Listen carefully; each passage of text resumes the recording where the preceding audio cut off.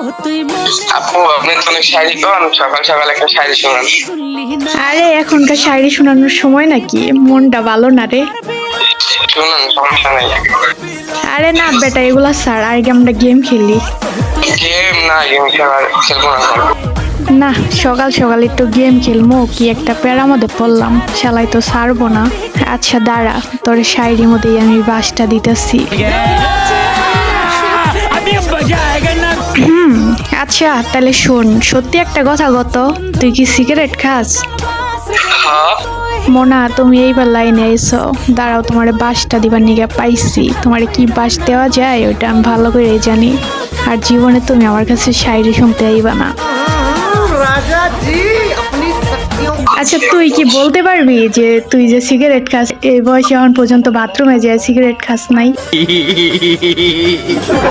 এইবার বলো মোনা, দেখি তোমার উত্তরটা কি হয়।